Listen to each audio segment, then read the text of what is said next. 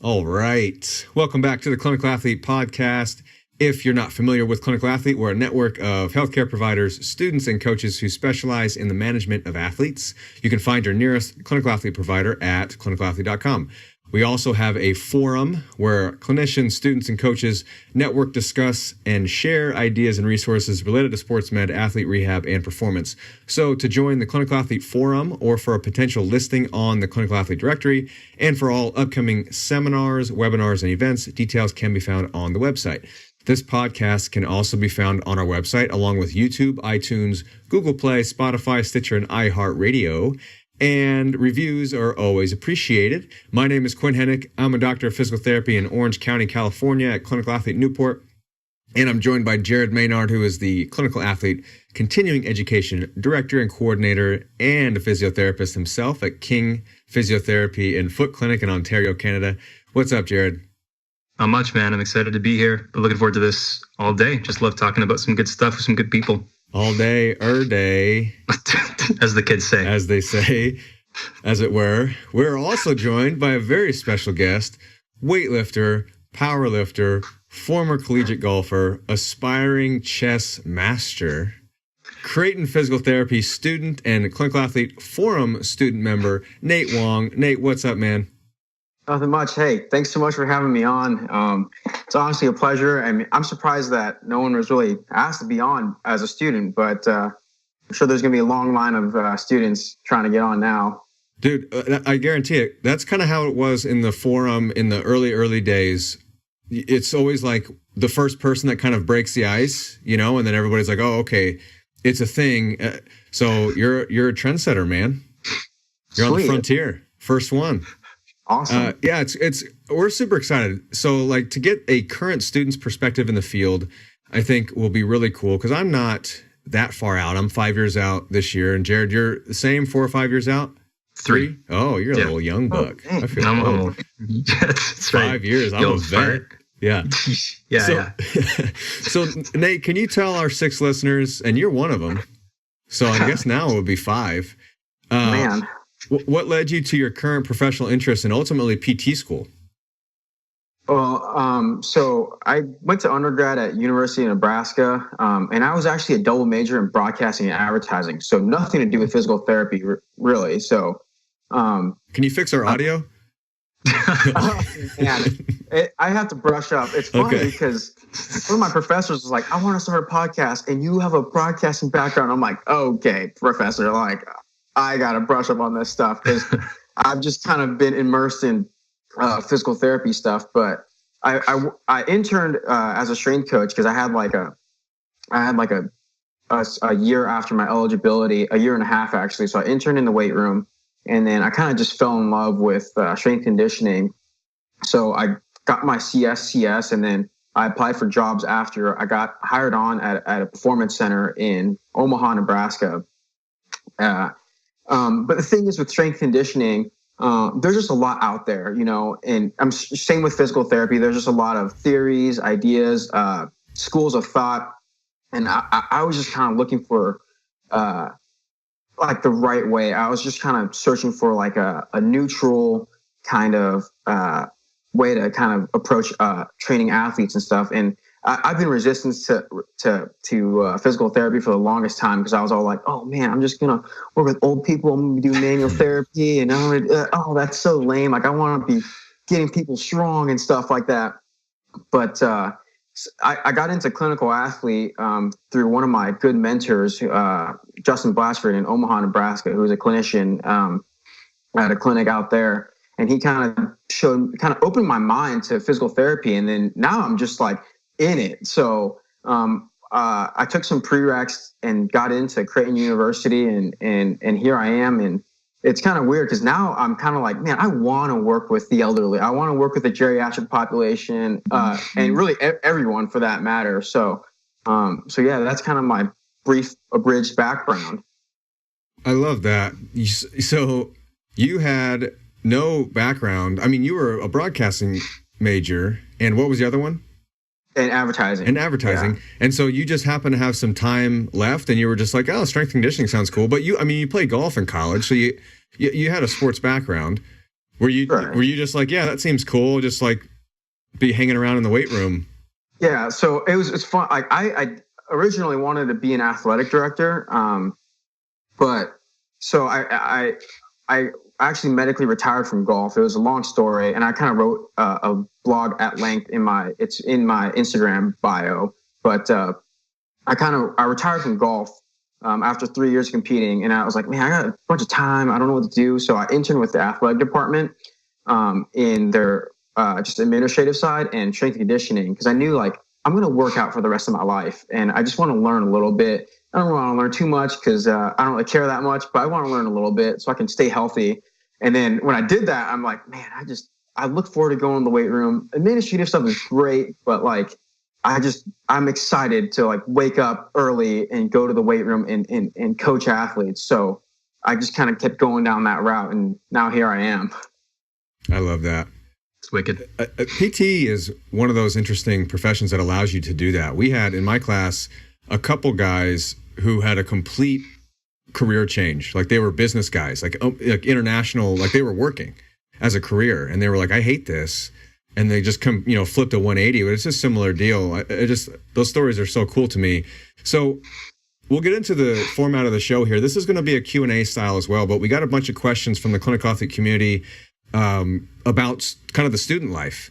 And so we're going to answer as many as we can, and Nate, get his perspective on that, obviously. Just a quick disclaimer, if we do end up getting into some specific injury questions, a few are always just kind of impossible or unsafe to answer via podcast. So we'd highly recommend you head over to the Clinical Athlete directory and find a provider in your area, or you can shoot us an email at info@clinicalathlete.com. And for more general injury type questions, we'll always do our best, but still check out those references.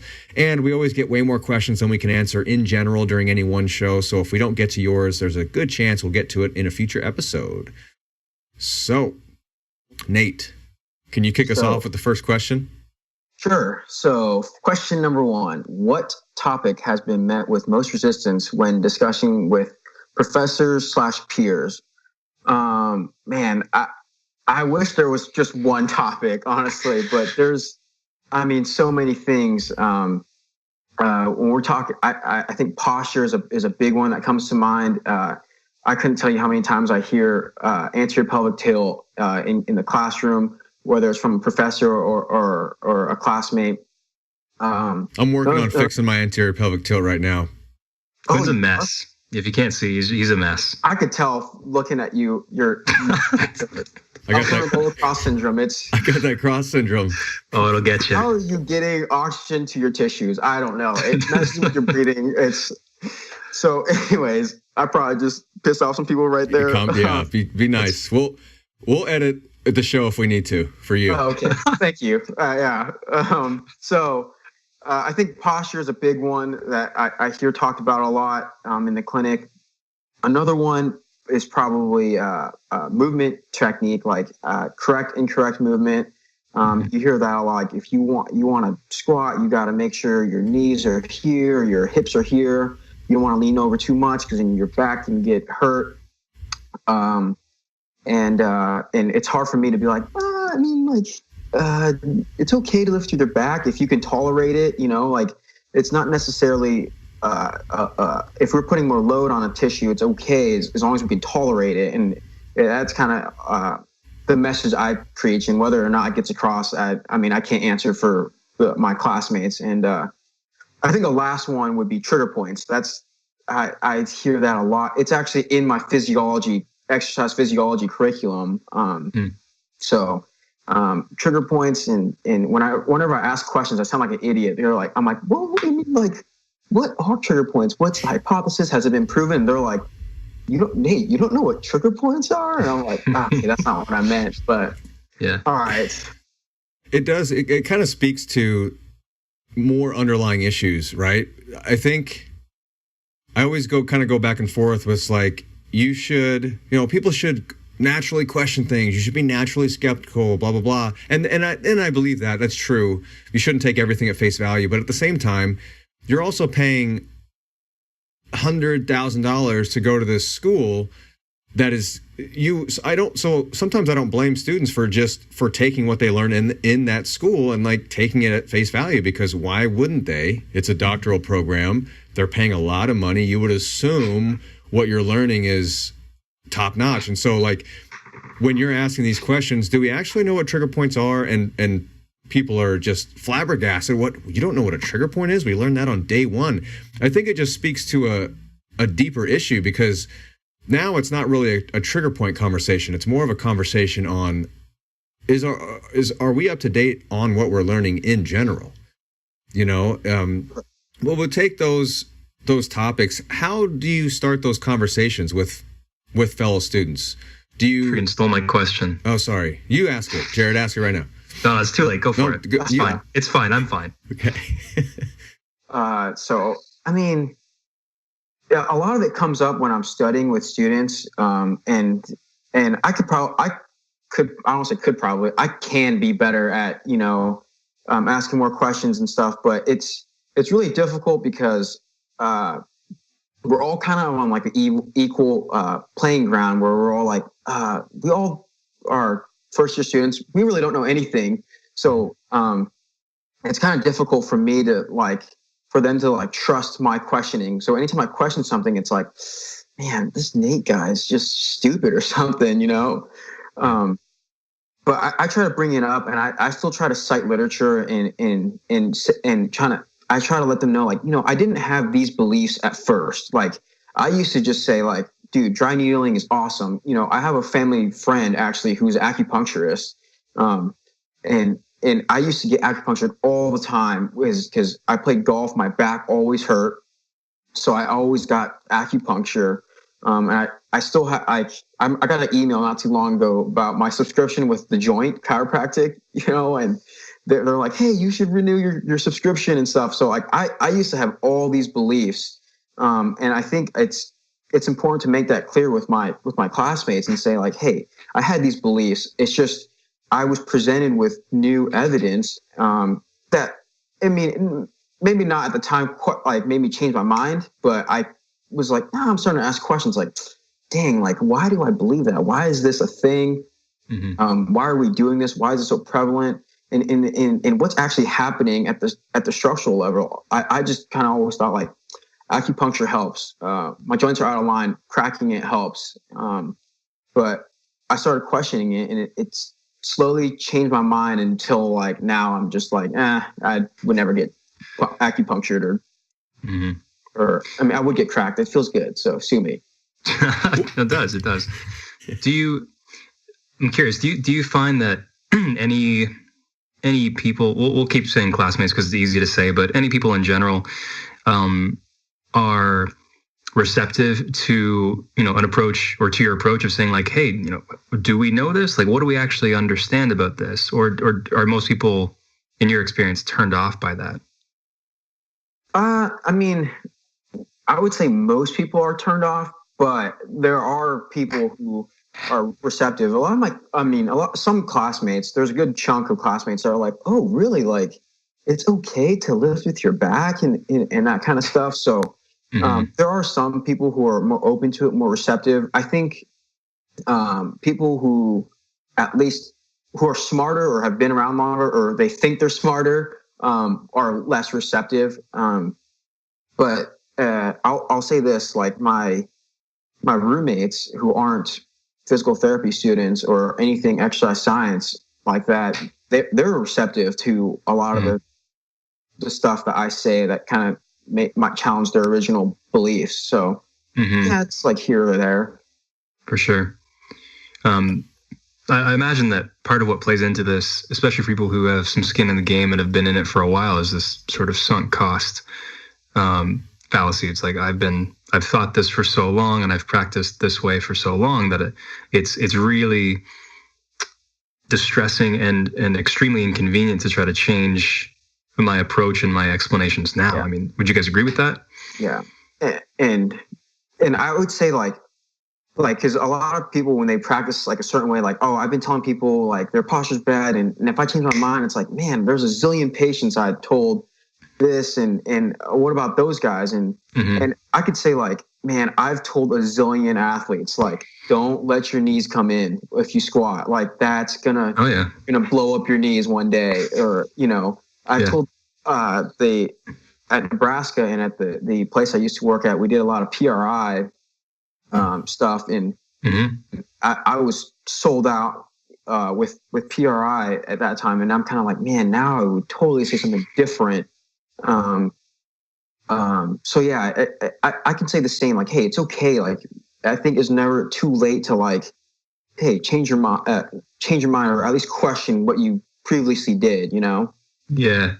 To jump in there, I've got two thoughts, and I've been that guy too. I think all three of us could agree that, we were those people who thought those things and said those things. Just recently, I had a student back in the summertime, and Greg Lehman came up to Toronto to do a free seminar, part of the Physio Night Out series. So we went out and checked that out, and he was talking about tendinopathies. And previously, I had told patients as part of my spiel, hey, we know the tendons heal; they heal pretty well. I think I had said they take some time, but they heal pretty well. And then he talked about tendinopathy. He's like, no, they don't heal very well. They may not heal at all.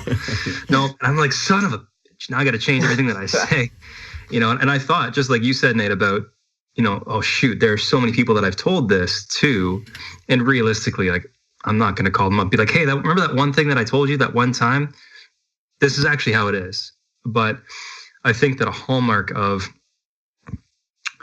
really, I don't know, for lack of a better term, really good, trustworthy clinicians and researchers is that they operate on the best information available at that time, and they're not afraid to say I was wrong. I saw a comment on Instagram the other day talking about how we need to kind of accept and embrace the fact that how we treat or what we think today, is probably going to be very different from what we think, in a year, 2 years.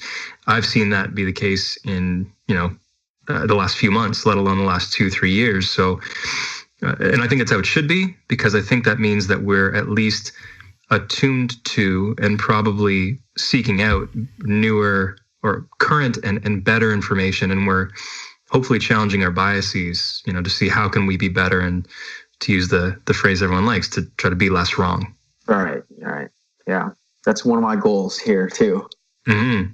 Yeah, I think there's that sunk cost fallacy is definitely relevant to a first-year student in regards to how much money they're spending for school, and you're gonna, like I said, kind of take things at face value if you're putting that type of investment in. Nate, I loved what you said, where your first years and we really don't know anything, because none of us know anything, and I'm actually much less sure of myself right now than I was my first year of PT school. And I think it has everything to do with ego. And you actually mentioned something about some of your classmates who are more confident are actually less open. And I think that I was very guilty of that, coming in thinking that I knew stuff at all.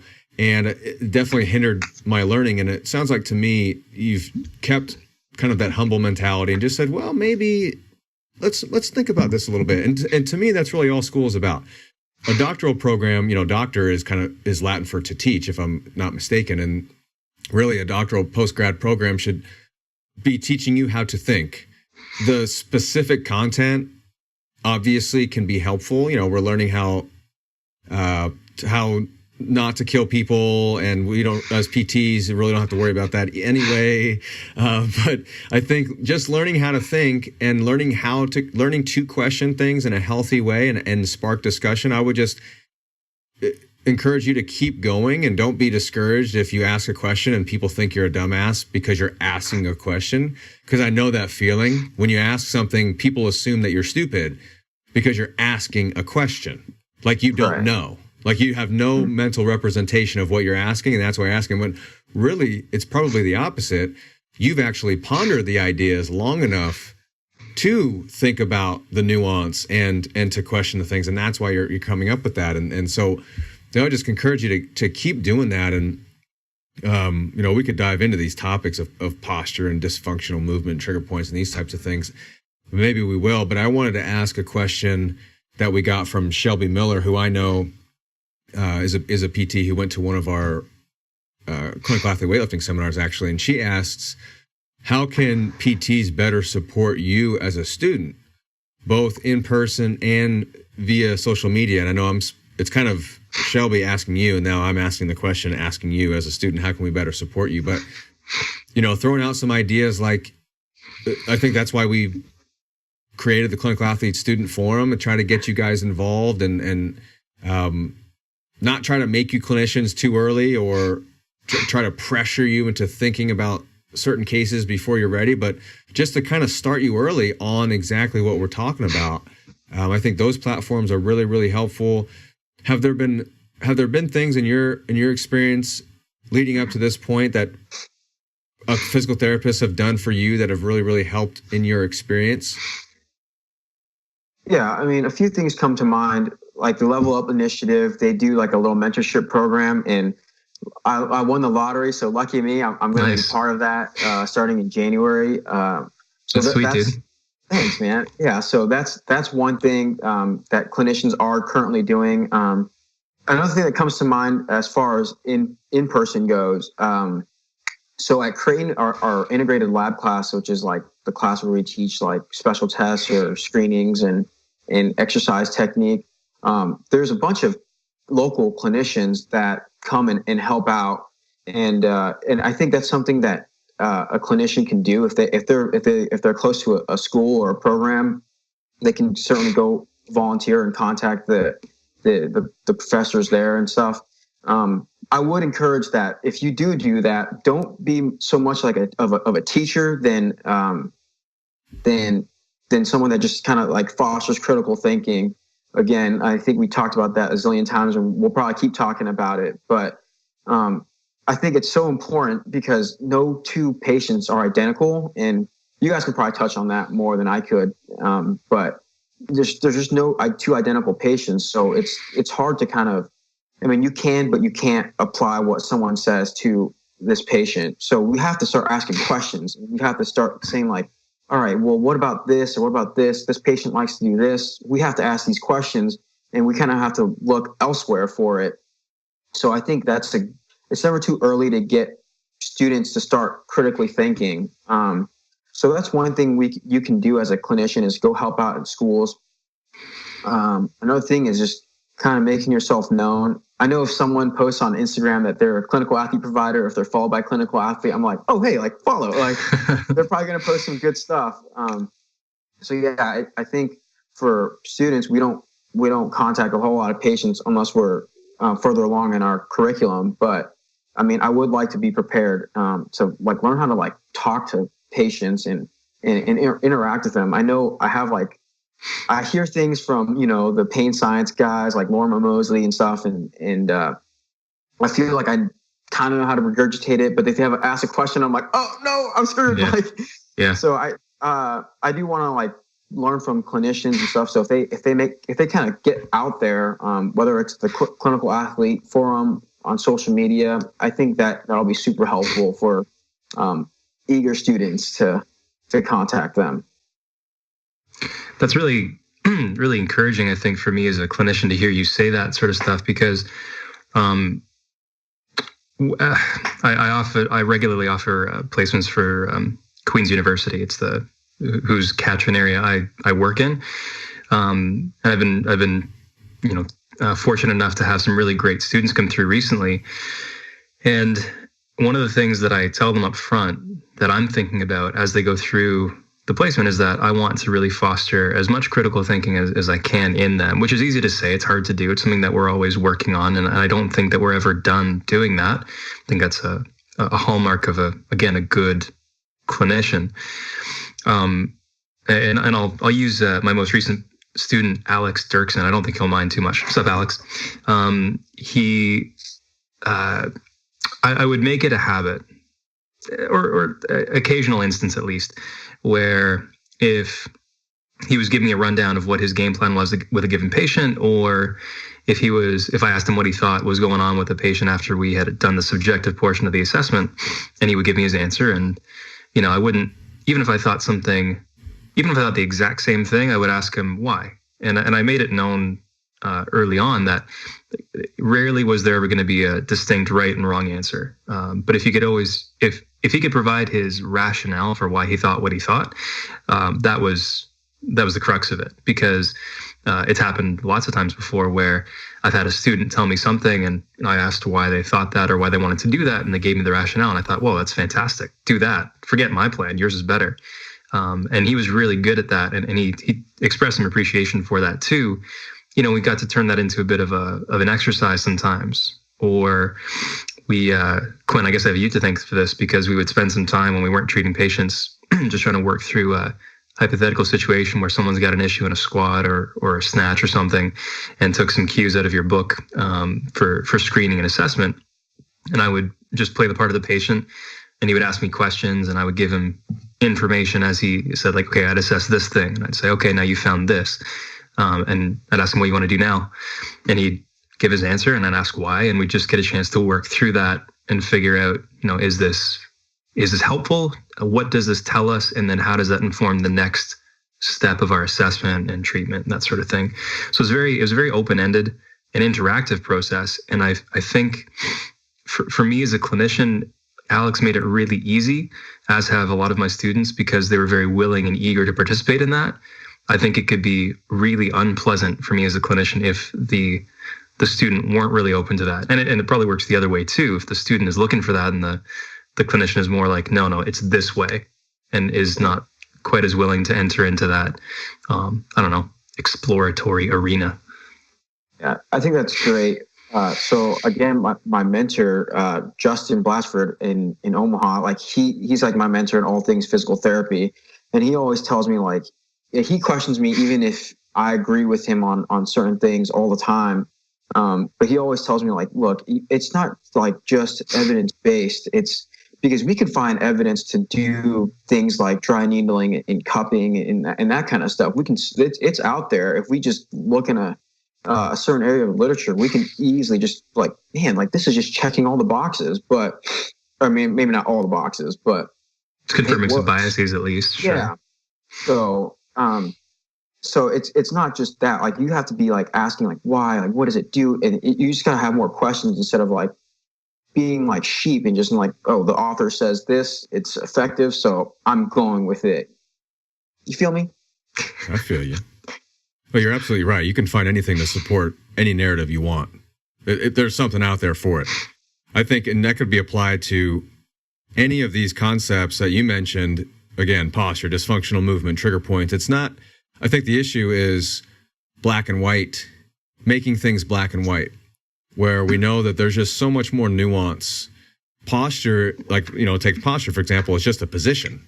So there's postures that are maybe more optimal for certain tasks versus another, but it's the narrative that of black and white, there's a good and bad posture, or there's a dysfunctional and functional movement, good and bad movement.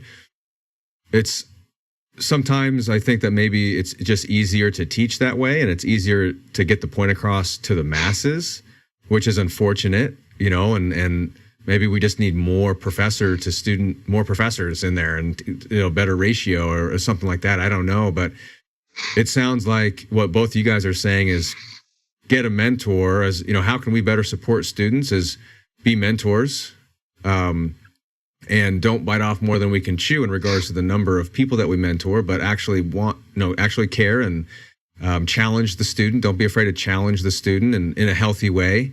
Don't make them shell up and be afraid, but give them chances to succeed, but make them think a little bit. And it sounds like that's really the best that we can do, and that's a good thing, Absolutely, definitely.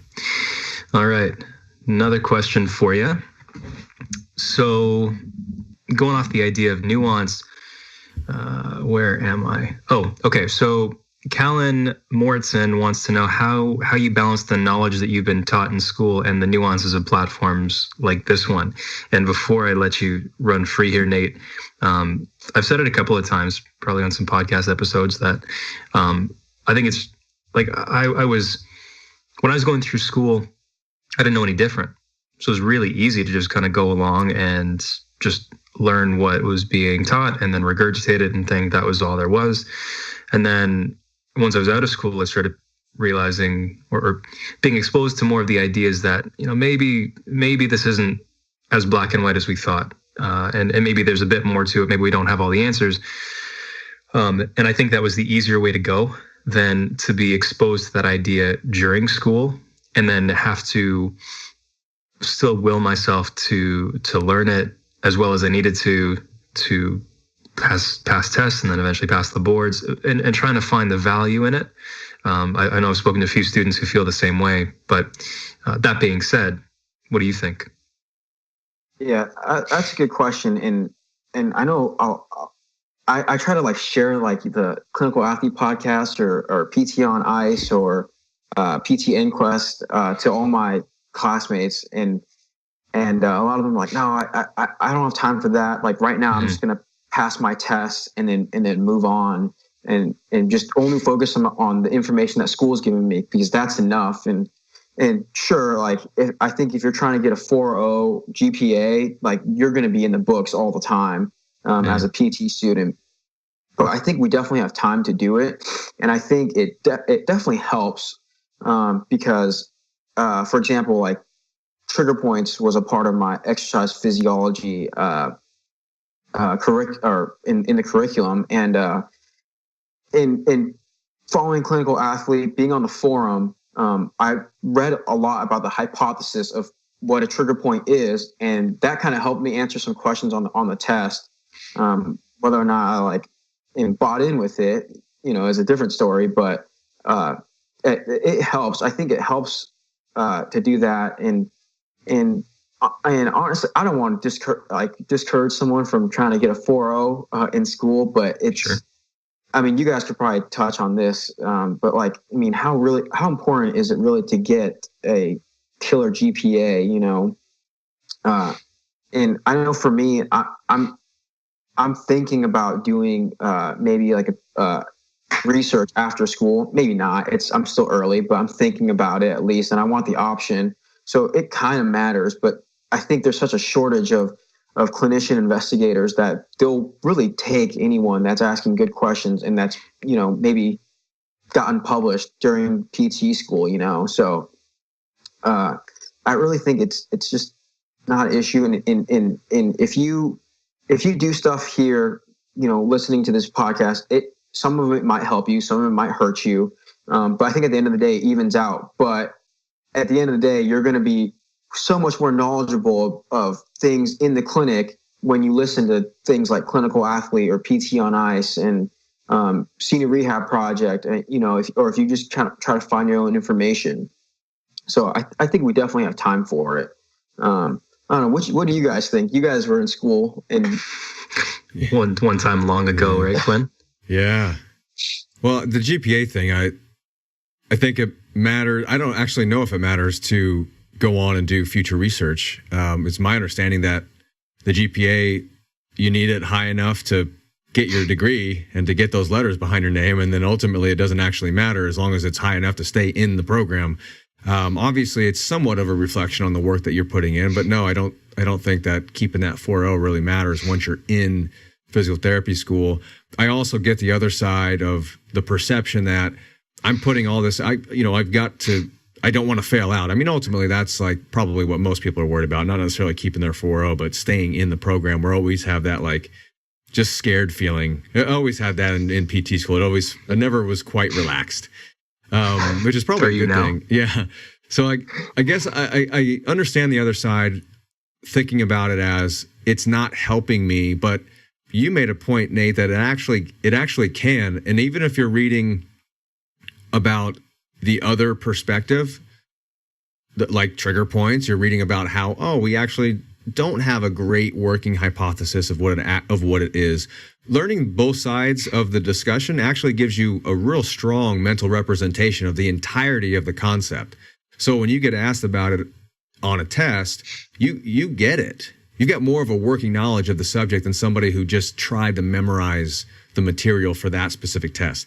And I think that's the biggest thing too, is that I don't know how much learning is actually going on in a program that's so concentrated because we are worried about the grade and we're worried about passing. It's once you pass, you're like, oh, thank God. And then you're kind of on to the next thing, right?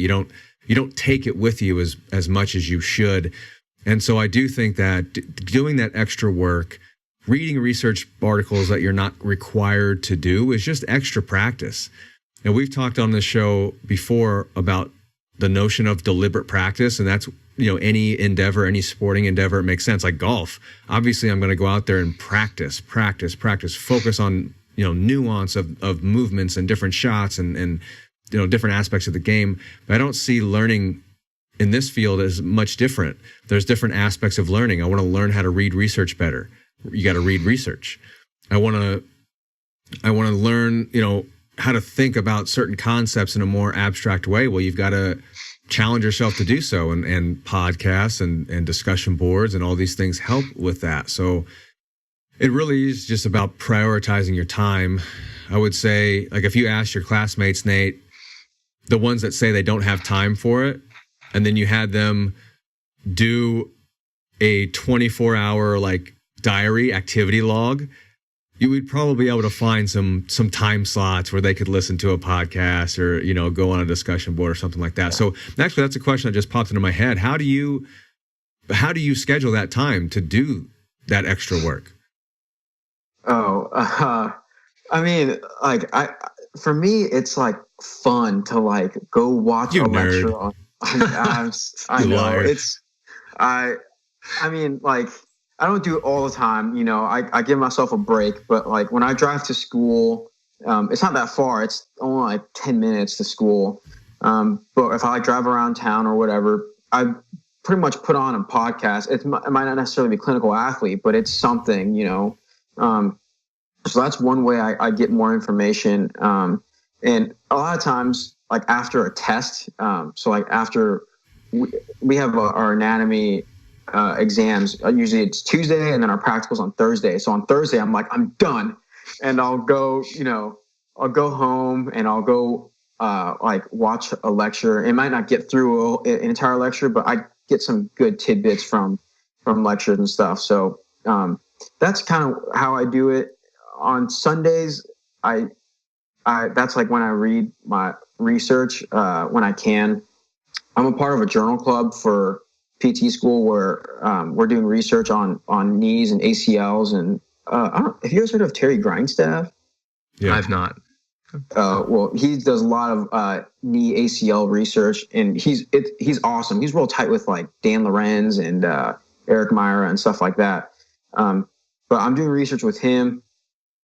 So I do read a lot of the papers he sends, and most times when I read papers, it's kind of blah, blah, blah, blah, whatever. But with his papers, I'm I gotta get every bit of information out of it, because he has some really good questions that week. So usually Sunday nights or Saturday nights, if I'm not hanging out with friends and stuff like that, I'll be at home reading research. So I'm done studying. What a bumpin' Saturday night. I say that. That's it. I say that, but actually it sounds pretty cool to me. I've heard some people say this, and I'm curious to know if you find this, Nate, that with social media being what it is, if you kind of surround yourself with some, trustworthy outlets in terms of research, who can kind of synthesize what the research is saying, or at the very least throw up these journal abstracts, or say hey, check out these articles, that can be a really useful thing in terms of pointing you in a given direction, so that you can stay up on this sort of stuff. Have you found that yourself at all?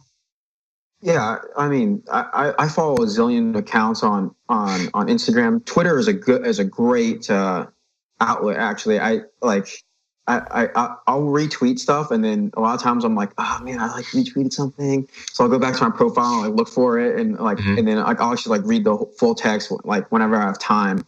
But yeah, I really enjoy following Clinical Athlete, because you guys, each post with the squat myth with knees going over your toes, there was 5 references, and I was oh sweet, and I'll go look through all of those and stuff like that. So I really do. I enjoy following accounts that list references and stuff, because at this point in my life, I don't really need more theories or conjectures. Granted, if someone's very, very smart, I value their opinion. Yeah, I'll take it. But with like, if I ever get in a discussion with my professors, if I have a presentation in a class, I would like some kind of research or something to back anything I say. So I think Instagram and Twitter are great educational tools. Just gotta have your filter. Yeah, absolutely. That's a tough one, but yeah, I think because there's a guy that I saw. Gosh, I don't remember his name, but he was a PhD guy, and he's all like, "Oh, there's correct movement. Movement is everything," and he had like stuff to back it, and it has me asking questions. I don't want to say like he's wrong before I actually look through his claims, but yeah, I mean, there are stuff that disagree with you, and sometimes it's good to look at it. I think what you just said right there separates you from like 90% of all people who engage in internet debates, in not wanting to say that the other person's wrong before examining the arguments first. Oh yeah, I'm sure you guys get a lot of that. I've just made it a... Yeah, sorry, you go. Yeah, I was going to say, it's just human nature. I mean, I struggle. Mm-hmm. I have biases like anybody else. So if I see something that kind of catches my eye that is going against my bias, automatically my mind is, it's bullshit. It's so hard to take a step back and to be, okay, well, I will take the time to read and learn about your side, and then we can come back and discuss these things. I mean, that just doesn't, social media is great. I think, Nate, you hit it on the head. Social media is great for a reference, but I don't think it's super great for actually having discussions in which both parties are in it to learn. I think social media is a quick fire way. It's a quick fire pissing match, and it's who can type their comment the fastest before the other person gets their second comment in. And it's like, let me dump as many links to abstracts as I possibly can to just bombard this person. And then when the other person comes back with an immediate response, it becomes obviously clear that they didn't read those references. And so that's a point of contention. It's just, it's just a really shit show, really. But it's useful for me to hear that, it's still like posts are helpful. A little bit of tidbit of information, a little narrative, and then here are some references for you to go dig into on your own, formulate your own thought process, and then we can come back. And that's why I love the forum so much, is because that is a platform where we can actually have discussion. It's a little bit more nuanced. And hearing you talk about what you like, the journal club, this is all really, really helpful, because I want to start doing that stuff in our forum too, having journal clubs and having we used to have student meetups in the past. We want to get those going again. So that would be super, super helpful. You mentioned a couple podcasts that you're into, PT and Quest, PT on Ice. Any other resources or books that you've read recently or that other students could benefit from? I mean, it depends on the topic, and I'm not much of a reader as far as when it comes to like reading for entertainment, because I just don't. It's weird. I don't read a whole lot, but if it's something I'm into, I'm like reading like all day. But a book that I just got is called Crooked, and I read like a couple pages into it, and it's really interesting, just talking about like the national back pain epidemic. I think that's a great resource. If you want to learn how to coach, I think Starting Strength's a great resource for as far as like mechanics and movement and stuff. I don't know what your guys' thoughts are on it, but I think that's a good just kind of like methodological way of teaching how to do 5 exercises. And I may not do it with everybody, but I think it's a great resource. Other podcasts, I think Adam Meekin's NAF Physio podcast. A lot of times when I listen to podcasts, I just type in the podcast app someone that I follow, and I'll like Greg Lane, and I'll like type it in, and then I'll listen to like the first thing that comes up. Or Jonathan Sullivan is a great guy. The group at Stanford is the Stanford Pain Academy group with Dr. Sean Mackey and Beth Darnell. They're great when it comes to like opioid epidemic. there's a guy in Michigan that I listen to, but that's mainly like on YouTube. And yeah, I think I would recommend students join like the Clinical Athlete Forum. There's loads of great stuff on there, and it comes with references. So I think it's great to do that. And I think it's also important for students to go find information on their own and have like their own like Pico questions to type in on PubMed and stuff. Just because sometimes if you're given like a narrative on a paper, it could kind of skew your thoughts and be like, oh yeah, it's cool, or like, oh, this paper sucks. Whereas I think it's beneficial for us to learn how to figure out like, why does this paper suck on our own, or like, why is this paper awesome, or what's sound or what's not good about a paper. So yeah, I think there's a balancing match of finding resources and going to seek out information on your own. Well, you mentioned starting strength is just, like you said, learn five basic movements: squat, bench, dead, overhead press, and clean. I mean, if every physical therapy student had a working knowledge of those 5 movements and, you know, a couple of regressions in their back pocket for each movement, we'd be in an okay spot. You'd have a good jumping off point. And that last question for me is in regards to exercise. Do you feel like it was of benefit for you to have your strength and conditioning background coming into PT school? Is that a good supplement?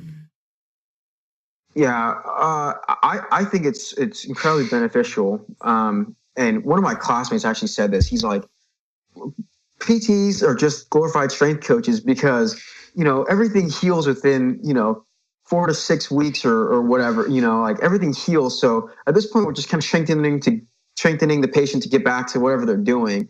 And I think Creighton does a great job of our exercise physiology class is actually kind of like exercise prescription, and they follow the ACSM guidelines. So I don't necessarily jive with that, but it's something, you know, that like, hey, we know this is our progression of strength to someone. This is our progression for someone if they want to get better endurance and stuff. But I think my background as a strength coach has been helpful in me knowing how to teach a squat or a deadlift or a press and a bench. It has been incredibly helpful for me. At least I hope it is in the future when I work with patients. So, well, and to be fair to PT school, we've talked about this before too on past shows. Is they're not looking to make you a strength and conditioning coach, and they're not looking to make you specialized in athlete rehab either. So, you know, they're going to give you a general exercise prescription program, and you have to learn as much about other settings as you can. So, you know, maybe another recommendation to students is if you want to work with athletes in the future and you want to have kind of that like hybrid PT training model, maybe you should go out and shadow some strength and conditioning facilities in your area on the weekends or something like that to get more exposure. Jared, what were you going to say? I was going to say that, I mean, I can't imagine a situation where your background as a strength coach doesn't come in handy, because when we're working with patients, whether we're talking about pediatrics or geriatrics or gen pop, I mean, it's really more or less just an application of basic strength and conditioning principles, of course, meshed with, you know, the necessary understanding of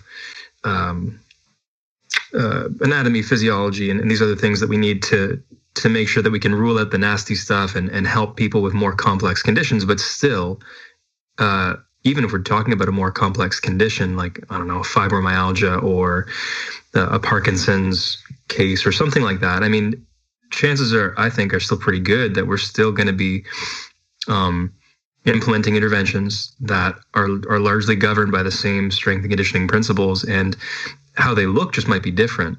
And I think that's where critical thinking comes back in, because, you know, say, I don't know, I keep using this name, but Grandma Ethel, if she just wants to walk around the block with her walker, you know, a bit more efficiently, maybe we're doing some stuff that helps her do that. And those interventions look a little bit different than Joe who wants to squat 500, but it's still governed by specificity and, you know, making sure that we can dose their loading or their activity appropriately and progress it over time, modify things if we need to, that sort of stuff. All right, Nate, last question. I lied last time. This quick one. I'm going to put you on the spot a little bit, but it's not really on the spot because you're fresh from it. We got a question. What can you give tips to post-undergraduate students who are looking to get into PT school? Or maybe just one tip. What can they do to increase their chance of getting into PT school, or any tips on the interview process that you have for them? Jeez. I mean, I don't have like the right answer on this one, and I guess that's the case with all my answers I gave. But I mean, I think doing obviously observation hours is incredibly helpful. I think making it known that you are a critical thinker, and I think the main thing is you got to be honest. If you are trying to get into PT school and you have a knack for research, then ask about research in your interview instead of like, I know a zillion people are like, oh, like, what about research? What are the research opportunities in every time I ask that question during the interview process, all the professors are like, look, everyone asks about research, but no one actually does it. And I'm like, trust me, like, I want to do research. Like, I'm going to do it. I'm going to find something that one of you guys do, and I'm going to try to get involved. But I think being honest, that certainly helps. I know at Creighton, Creighton really values community service. So I think doing that would be incredibly helpful. And, you're going to be a clinician at some point, and we want to see, I would want a clinician that's super compassionate, very empathetic, and just wants to serve the patient. So if a school sees that in you, I think, you might not, it's not a guarantee, but it won't hurt. It'll certainly help, I think. So be honest and be a good person. Is that what you're saying? Yeah. What you guys have any thoughts on that? That sounds hard. That sounds terrible. You wouldn't get in, Quinn. I think you nailed it. Get as many shadowing hours as you can in various settings, not just the setting that you think that you want to work in. And I love the answer in the interview, being honest. I think people shell up because they try to be somebody who they're not, and then that comes off as a poor interview. So no, I think you nailed it, man. Yeah, I'd agree too. I'll speak to Queen's University because I went through that program myself. At the time, comparing it to some of the other universities in Ontario, they were different in that they certainly cared about your GPA. It was still a competitive program, but they also I think they weighted it a bit more equally with your personal submissions. And the questions were, essentially why physio? Then it was what have you done in physio? And then what have you done outside of physio or rehab that would designate you as a leader or has helped to contribute to your community or something like that. And I think I can't say for sure, but I feel like I heard at least one of the faculty members speak to the fact that they really wanted to have most of their students be very well-rounded people. And that jived with me too, because at the time, one of the other schools would admit people based solely on GPA, which I thought was asinine. We're not, as clinicians, like as PTs, we're not just test takers. We have a profession which largely relies on us being able to interact with other people. Unless you end up being just a researcher, I don't want to say just a researcher. I want to say unless you find yourself in some sort of role that has you removed largely from regular contact, which is probably the minority of people. So being able to have a fairly well-rounded background, I think just makes sense, because it probably lends itself well to you being able to build rapport with people that you're going to be working with, both in terms of your clients as well as your coworkers. It probably causes a few people to look at the same thing, whether it's a case study in class or a discussion about a particular topic, and look at it from two different perspectives and hopefully facilitate a really productive exchanging of views, which is really what we've been talking about already in terms of discussing these things, the fact that we recognize we don't know a heck of a lot, and this exchanging of views is meant to distill down the best of our ideas and hopefully have us use those best ideas moving forward and just repeat the process, ad nauseum, I guess. I like what you said there about just trying to find the best idea. That's the goal. That's it. Nate, where can people connect with you or learn more about you? Instagram, my handle is that one dude, DOOD 7. And then on Twitter, it's all I see is golf. The reason why it's all I see is golf is because there was a wrestler at Nebraska who won the gold medal in 2012, and his handle was all I see is gold, and I just had to change one letter, and then yeah, so yeah, that's Twitter, Instagram. I'm on the Clinical Athlete Forum. I encourage people to join that Senior Rehab Project Forum on group on Facebook. I try to be more active on that, so that's where people can find me. And you're going to combined sections meeting in January, correct? Yes. Oh, I'm glad you brought that up. Yes. Are you guys both going? I'm going. Jared's not no American. plans. Just throw that in my face, why don't you? You're a physio, not a PT. That's right. Oh, I feel so gagged up on right now. No, I would love to see you there. Yeah, I'd love to see you guys there, and any other clinical athlete provider or any other great clinician. Like, yeah, hit me up, man, if you're going to go. And I'm going. Love to link up. I'll see you there. All right, man. Yeah, I'll see you best there. Friends. I'm excited. Yeah, let's hang out. Over here. That's fine. Sorry, Jared. All right, Nate, so thanks so much for being on the show, man. This was a blast. I think it's going to be extremely helpful for fellow students and clinicians as well to get both sides of the coin here. So thank you so much. Hey, thanks so much for having me. It's been an honor and a pleasure.